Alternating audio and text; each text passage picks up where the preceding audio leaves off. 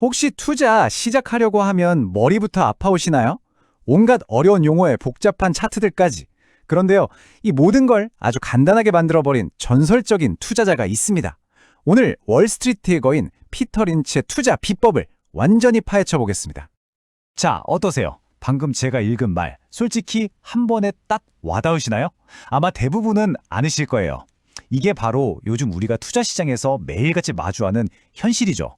도무지 이해할 수 없는 말들의 향연 속에서 길을 잃기 딱 좋습니다. 그런데 바로 이 순간 피터 린치가 아주 명쾌한 한마디를 던집니다. 이 문장이야말로 그의 모든 투자 철학을 압축하고 있다고 해도 과언이 아니에요. 위대한 투자 기회라는 게 저 멀리 있는 게 아니라 어쩌면 우리가 매일 아침 마시는 커피 한 잔에 있을지도 모른다는 거죠.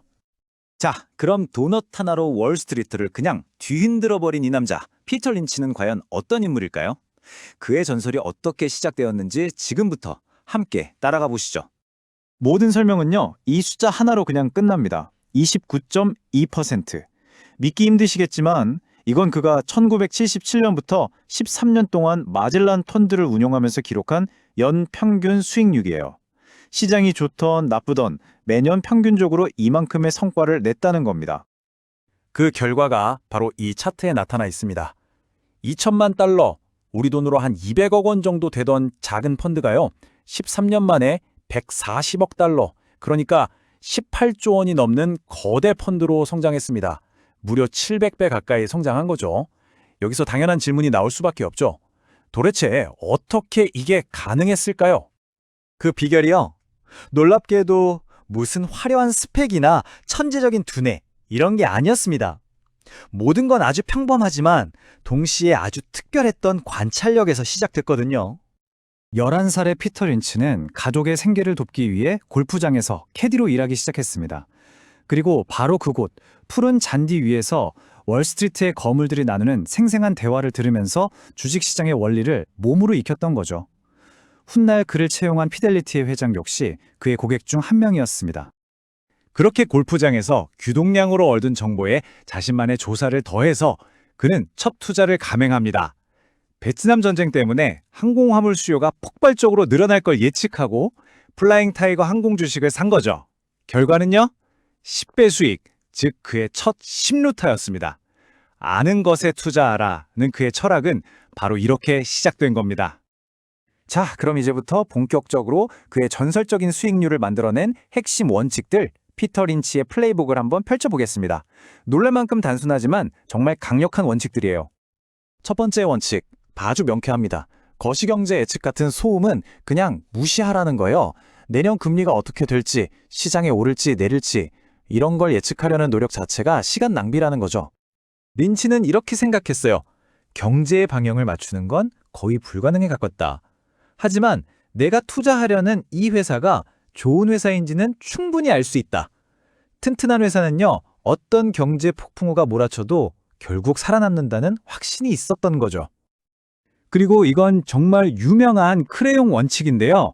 그의 철학의 정수라고 할 수 있죠.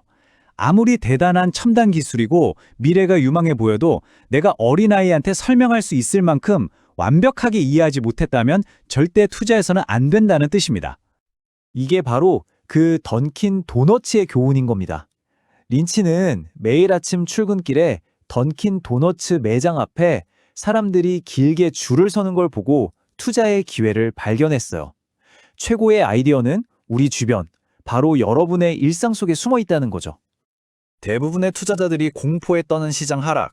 린치는 이걸 재앙이 아니라 매년 어김없이 찾아오는 자연현상처럼 본 거예요. 그리고 이 눈보라가 엄청난 기회가 될 수 있다고 말했죠.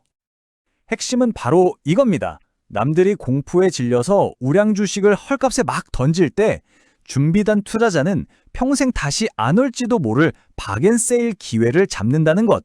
다시 말해 시장의 하락은 위기가 아니라 폭탄 세일 기간이라는 셈이죠. 그렇다면 린치는 구체적으로 어떤 기업에서 10배 오를 주식, 그러니까 그가 말하는 심루타의 냄새를 맡았을까요? 그의 체크리스트는 월스트리트의 통념과는 전혀 다릅니다. 오히려 좀 엉뚱하게 들릴 수도 있어요. 이 목록 한번 쭉 보세요. 어때요? 화려한 기술주나 인기 테마주하고는 거리가 좀 멀죠? 린치는 확신했어요. 진짜 대박 기회는 월스트리트의 똑똑한 사람들이 거들떠보지도 않는 그런 지루하고 소외된 곳에 숨어 있다고요. 모두가 외면하니까 아무도 그 진짜 가치를 모른다는 겁니다.